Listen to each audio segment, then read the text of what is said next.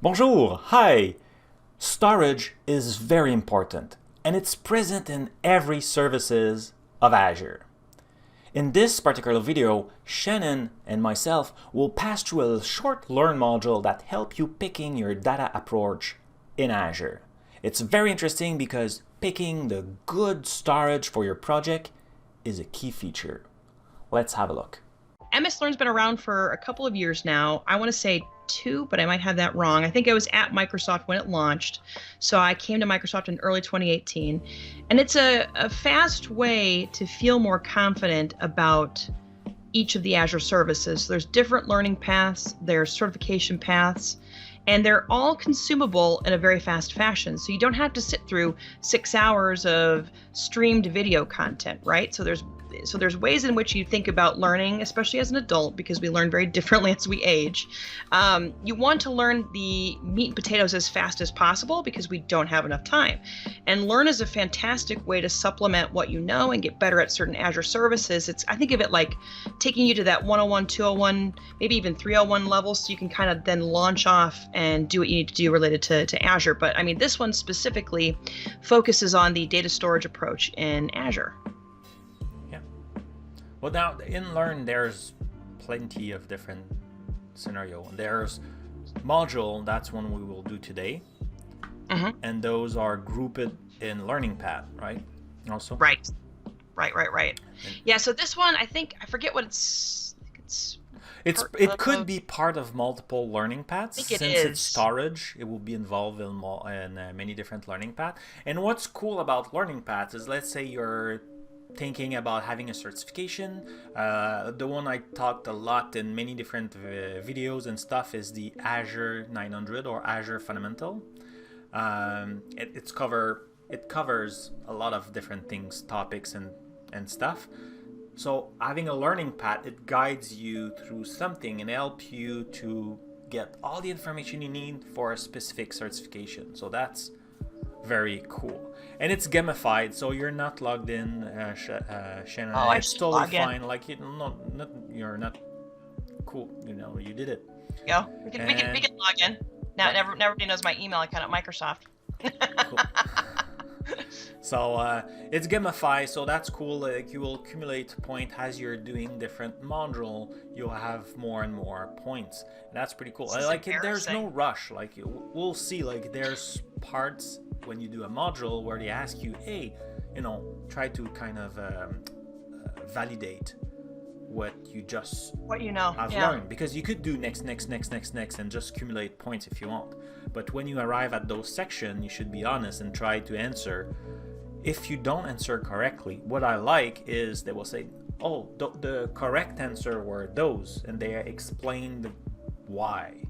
So like, even if you do mistake, you learn, because they will tell you what was the good answer and why. Yeah. So and look, I haven't done much in this profile. I think it's tied to my other live ID, but I'll leave it at my Microsoft. You could merge them if you want. Like, it's very easy if you go in your profile. But then, like, it's also cool to do that. I know I did a lot of module, but like, I'm not that high. Like, at some point during the previous year holidays, I think there were some kind of competition inside the Cloud Advocate to do a little bit more. Yeah, I think that was right before I came, because I remember they were talking about like who were the hot outperformers, right? I think they had listed however many had done all of them, or some had 80% of them, or some did all of them. That's just crazy. I did some of them just to learn how they were done. Try to, like, if I was thinking about maybe write one, and I was like, okay, I should do some to see how the patterns. Anyway, I don't want to take too much time talking about that. I would like spending time about this. So let's see. I think when I log in, I lose the start button, don't Jason mentioned the name, so it was Aaron and Sonia who did that's all of them. Right. Yes. I knew Aaron, and I know someone else also, but I forgot her name. Yeah, and I think I've actually done this Learn module, so that's why it's all showing up with check marks, and I can't start it, right? So how do you do this? Do you want me to read through this? Do you want me to... I don't think we should. I didn't do a lot of Learn module okay. on this particular, it's the second one, in fact. I did that on my own personal channel in French, and I was not reading it. My granola bar is still kind of dried my mouth. Your light lunch. Yeah, my super lunch, like. What I do is, like, what I was doing is giving some gotcha or information. For example, in this page, I would say it's cool because they give you some kind of context. Yes. Right. And it talks about the fact that I think this is the hardest thing for most companies, right? Figuring out what they have and why they have it and where it lives. I think what tends to happen, especially in the on-premises world, your data just sprawls, especially if there's unstructured data. And so what this talks about is, building out what that's going to look like, building out classification models, building out how the data is going to be used, because you kind of need like a data governance strategy if you're going to move into Azure, because weird things like Cosmos DB, that's always the one I can think of, you get storage as part of it, and you can always hook things into that, and you can think about like Azure Search and pull that data out of there. So you kind of need to know where that data lives, right? Because yeah, you can back up your Cosmos DB, but what if somebody pulled all that data out into Azure Search? Do you have something that sort of guides what users of that solution can do? Yeah. So this really encourages folks to kind of realize you probably need some sort of structure in terms of, figuring out where everything lives, figuring out if it's structured, semi-structured, or unstructured. So structured is just, SQL, right? Relational database. Semi-structured would be something like Cosmos DB, maybe a JSON-esque type table structure. Unstructured would just be like photos, like my cat picture would be an unstructured data type. So that's kind of where this intro starts. Yeah. No, there's a little video of Rick, I think. Oh, it's on next page. I think it's on the next page. Yeah. Yeah, the one thing I'm not sure of is if this will travel through, because I'm already keyed into a demo machine of mine. No, I can try it. I don't think it's a good idea to play the video, but so in that video, it's about 10 minutes, I think. Oh yeah, that's right. It's longer. And he's mostly saying what you're saying, or there's different type of data, how they work, like what's their pros and cons, and identifying those kind of data. And that's also that page where they talk about structured data. Like usually you find it there. It's kind of what we used to do back in the day, more structured data like a database or SQL kind of thing. It's still very relevant, but these days it's more scenario focused, like we will use this. And so this page is already kind of splitting and explaining the different type of data, structure, unstructured, making the difference between the two, right? Yep. So and after then that it's unstructured, semi-structured for like JSON, XML, YAML. I really like that little video. Is funny. I think the graphic art inside of it. Yeah, it's pretty great. It's definitely something, when you get time, go through it, right? So the folks that are tuning in, I think all these videos are fantastic, and they're very quick sound bites as to understanding what you're going up against, because I think the hardest thing anymore is people don't have time to go through that collegiate background, right, where you learn about all the different data structures. But I think we've all been in IT, or we're starting in on IT, so we're kind of familiar with relational data. We might be not as familiar with JSON, YAML, or XML, but when you come down here to the, this is the kind of like talking about the common formats of JSON versus XML, right? So JSON, this is why you would call it semi-structured. It looks somewhat relational. So Cosmos DB is technically considered a unstructured database, right? So it loves JSON files like this. You can also think about structuring your YAML somewhat similar in that. I think, there's a bunch of repos out there that organize data in this specific fashion. And then, no SQL or semi-structured data. They talk about that. This is Christina, I believe, talking about that. Yeah.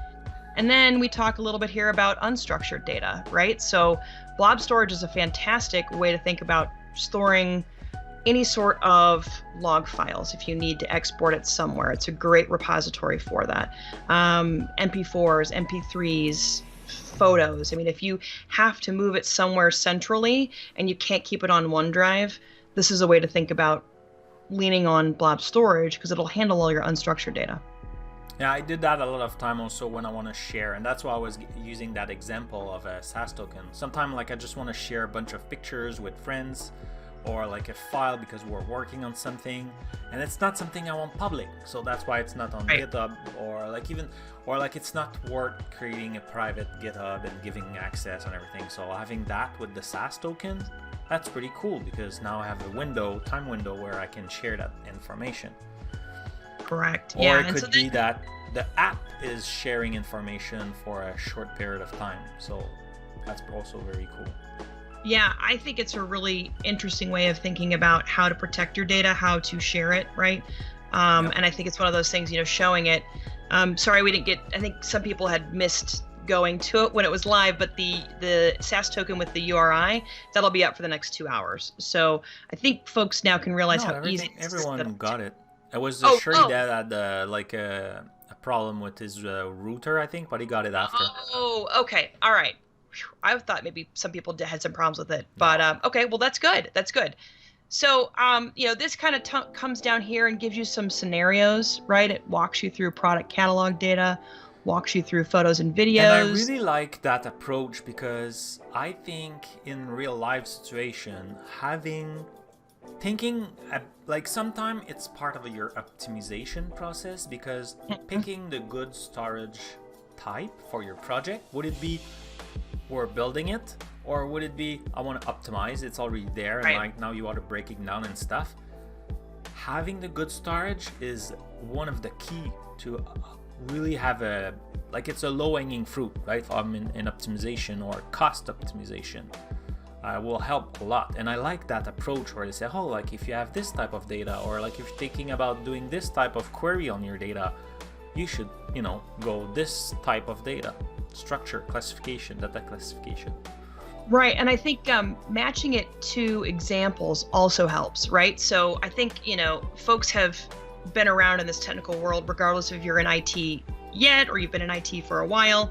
I think we've all seen something like product catalog data. We've all seen something like photos and videos, business data, right? So I think we've been exposed to this one way or another in our myriad of different experiences in this life that we live. So I think, having it be that guide really solidifies the learning objectives for this specific unit. I think that's what they're calling these little mini sections of the module. Yeah. So we can check our knowledge. Do you do this, Frank? Do you check knowledge? We can. Okay. Usually I don't, but let's try it. We could try it. Maybe we could even ask the audience. Okay. What they think. Yeah, we could do that. So could you then make it even bigger? Sure. Maybe because it's smaller in my screen. I don't have you full screen, so I could see the chat and different tools around. I can do that. I can do that. So that's good. So a JSON file, what would it be an example of in terms of the type of data? So she mentioned it. You can type your answer in the chat. Should I do mine? Do we need like the Jeopardy theme song? There's a delay, so it's always hard when we ask questions like that. True, it's true. I didn't even think about that. I would say semi-structured. Yeah, I would go like that too. So Codwood Sean mentioned that. Shirley Dev say he fall asleep. Why, I'm not surprised, Shirley Dev. Let's see. So then a video is an example of what type of data? So if we're looking at question 2. Yeah, and that was mentioned in the video also by Christina. You know that? So I know this. Yeah, excellent. Yep. I think it's unstructured. Correct, and we can even check our answers. Da-da-da! Congratulations. Yay. So can you put something red? Can you put structure, let's say, just to show like? Oh yeah, sure. So hang on. I won't hit continue. I'll do Oh, can I not do it? Oh man. Okay. That's fine. But like, see now they explain why unstructured was the good answer. That was the thing I want to explain. Yeah. So if you pick a different answer and it's not right, it'll be red and it'll tell you what you selected is. It won't give you the answer, but it's supposed to clue you into why it's wrong. Yeah, exactly. So let's see. How are we doing? Cool. I really like that. That's pretty cool. Yeah. So then let's see. We can go here to determine operational needs. So this is where you get into things like latency, operations, right? Are you doing simple lookups? Do you need to query the database? How quickly do you need the operations to complete, right? Then we walk through the example in the previous unit, the product catalog data, right? This is going to be something that doesn't need to, so let's see, it needs to be the highest priority. Customers will want to query the product catalog to find, for example, all men's shoes, then all men's shoes on sale. So you want to be able to find it quickly and then filter it quickly. So that's where this product catalog data needs, those are the business requirements. Yep. Photos and videos have different requirements, so they need fast retrieval times so that they are displayed on the site at the same time as the product catalog data, but they don't need to be queried independently. Instead, you can rely on results of the product query. So video ID, all the metadata, right? That becomes important. So it's it's less of a priority, but they need to show up at the same time that you are searching for the product catalog data. So kind of walks through that. And then business data, all analysis is happening on historical data, so no original data is updated based on the analysis. So business data is read-only. Users don't expect their complex analytics to run instantaneously, so that is another thing to factor in. So it just needs to give answers at some point. It doesn't have to be instantaneous. So these are the ways to kind of think about, the different ways in which you interact with your data types, right? So whether it be semi-structured, structured, or unstructured. Yeah. So, and then we can go into the next unit here. I think it's the final stage. I think it is, and I'm 4 on 6. But, okay. Then after, they talk about the transaction, because sometimes you want to group the transaction, and they explain the ACID kind of how do you call that? Is it a principle or? It's an acronym. So the ACID stands for atomicity. I'm probably botching it. Consistency, isolation, and durability. So you want to make sure it matches that to whatever your requirements are for accessing that data, right? So the atomicity, hopefully I'm saying that right, means a transaction must execute exactly once and be atomic. Either all of the work is done or none of it is. So that's kind of like, when I think of that, I think of like strong consistency. However, the weird part about it is that's not quite what that means. It's similar. I think they're related. It just can't change. So when you ask for data, that has to be the final data. So like, whatever your bank statement was at the end of the month, right? That's going to happen one time. It's not going to happen multiple times, right? That would be an idea of data types that would fall in that front. And I think it can follow suit to a number of different data types, right? Well, not a number, probably semi-structured and then structured. I would say probably unstructured wouldn't need this as much. Consistency ensures the data is consistent both before and after the transaction. Isolation ensures that one transaction is not impacted by the other transaction. Durability means the changes made due to the transaction are permanently saved in the system. Committed data is saved by the system so that even in the event of a failure and a system restart, the data is available in its correct state. So I just rattle on through that very quickly here, but I think that's a pretty good high level so you understand what you'd have to think about related to transactions. And in transactions in this sense is not just write, it could be read. So I think of transactions as any time you ever have to access data that lives in your specific data sets. Yeah. Most of the time, like the easiest way to see a transaction, if you think about your bank account, there's money in, there's money out, there transferred money in different accounts, and at the end of the day, if you produce that all the transaction, you will need to arrive at the same result. So you could group them and it will make sense. Sometimes you don't care if you're mixing water, like if you put like colored water, if you mix the blue before the red, doesn't matter. If you put it on a wall, that's matter, because the last one, that's the one you show that will be visible. Right. So like sometimes order matters, sometimes don't. So that's why transactions are important. And they explain they go on different type. And then those things also matter versus like, what is it again? Online transaction processing, or like the other way where it's not, it's more for analytics. So there's different type. So depending if you're just processing the query or if it's more for analyze purposes, if you're trying to do a data warehouse or building reports, it's definitely not the same type of storage you need that if you were getting all the transaction, people are registering their money or whatever, buying stuff. It's not the same as if you're building a report and you want to see which category was the more popular between this type of people, or like between 24 and 35 years old and stuff. Yeah, and I used to run every time I saw OLTP or OLAP. I'd go find my SQL database person because they understood that better than I do. But, this Learn module was so helpful for me because I was like, oh, that's what it means? Oh, that's what it is? Oh, okay, I get it. Yeah. But, prior to, I'd work with customers who would just rattle off OLTP, OLAP, and I'm like, let me go find my SQL buddy who can come help me. But now I feel like I understand it so much more because we broke it down in a consumable fashion. So we're not, like, I don't understand this at all whatsoever, right? Yeah.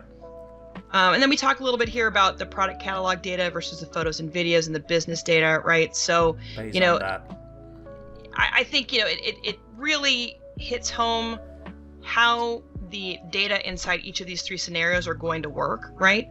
And it opens up your mind to the idea of how to think about structuring data within your own company, within your own business, within your own life. Let's be honest. I think, we just continue to build files, pictures, music, video, it just keeps growing and growing, right? So you can think about ways to automate, keep control of your data wherever it exists, OneDrive, locally at home, etc., right? Yeah. Oh, you know what? Should we check our knowledge? How are we doing? Let's leave some suspense for people to do it. So I just want to share again in the chat the link. Oh, and you know what? I was so excited to do the Learn module that I had prepared a new transition and I completely forgot.